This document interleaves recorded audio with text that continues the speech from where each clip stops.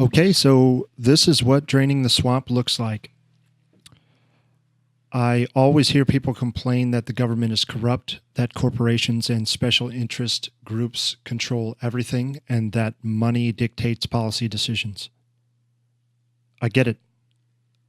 I'm as frustrated as everyone else is. We vote and we hope that the man or woman that we elect is a good guy. When we finally get one, the news media, Hollywood, our educational institutions, and our elected politicians all unite in opposition against him. I don't think that's a coincidence. I think that Donald Trump is the hero Gotham needs, but not the one that they want. And I'm going to illustrate this point. Now that Hillary Clinton has lost an election where she literally could not lose, with mainstream news outlets giving her a 98% chance of winning, her Democratic challenger Bernie Sanders rolling over for her after being betrayed, with the support of celebrities, a sitting president that the sheep adored, and all the world's governments and banks united behind her. The network of swamp creatures connected to her is on a sinking ship. And the Trump administration has teamed with military intelligence and a renewed Justice Department to launch torpedoes at the wreckage. I'm going to detail the significant resignations and firings that the news media is not covering. So I'll give you a brief overview. This is the part not to skip, and the rest of it's going to be names. And if you happen to hear the name of someone in your district, I would be cautious about the person that they recommend or that they give their blessing to for your vote. Endorsements, essentially. So there are 4 members of the Senate and 34 members of the House not seeking re-election. 10 members of the House have resigned, as well as Al Franken in the Senate. 8 individuals at the top of the FBI have been fired or resigned. 8 attorney generals have been fired or resigned. And including the aforementioned individuals, there have been nearly 800 CEO resignations from companies you would recognize, such as Alphabet, which owns Google, 23andMe, Facebook, YouTube, AT&T, the NFL, ESPN, PepsiCo, Samsung, Podesta Group, Hewlett-Packard, Tumblr, Papa John's, on and on and on it goes. Almost 800 resignations since September 1st of last year, when I started talking about this executive order, when I started talking about my perception that Trump was actually going to do what he said he was going to do. He is draining the swamp. These are the swamp monsters. They're on both sides of the House, Democrat, Republican. They've been appointed by both presidents on both sides, by Bush and Obama. The corruption is not partisan. The corruption is systemic. So, on to the list.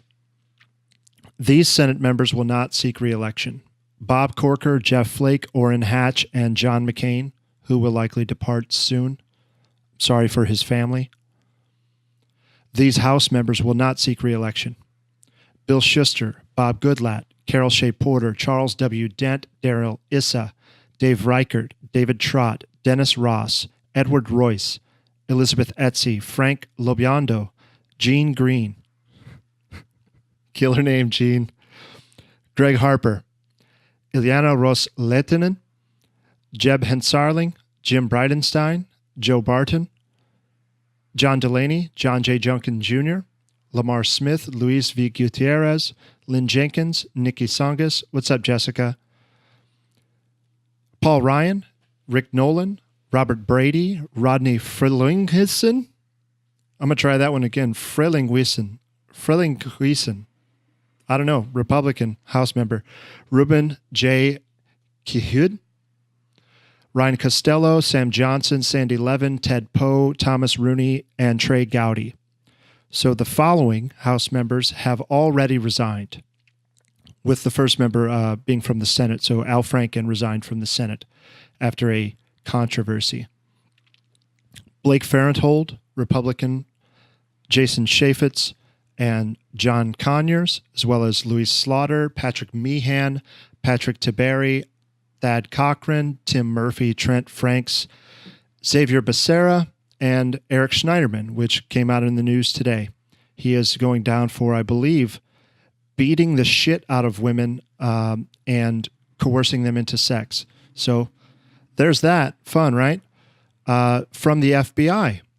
So Jim Ribicki, James Baker, Andrew McCabe, James Comey, Peter Strzok, Lisa Page, Mike Cortan, and Josh Campbell. All of those members of the FBI, these are senior appointees, political appointees in the FBI who have resigned or been fired. These members of the Department of Justice. So here's a note before I list these names. As reported in the Chicago Tribune, I believe it was today or yesterday, Attorney General Jeff Sessions has just demanded essentially that the remaining 46 Obama-appointed attorneys general resign. This is not unusual for an incoming administration's attorney general to ask that the old political appointees vacate their positions so that new appointments can be made. But the timing, I think, is especially relevant here. David Laufman, John P. Carlin, Sally Yates, Mary McCord, Bruce Orr, Rachel Brand, Xavier Becerra, which I already mentioned, and Eric Schneiderman, who is in the news today. He is the Attorney General of New York, which is especially significant given the high-profile cases that were acquired and conveniently dismissed leading up to the 2016 election. More on that to come. So there have been 783 notable resignations from those CEOs since September of 2017. And, it's probably nothing. Draw your own conclusions, folks.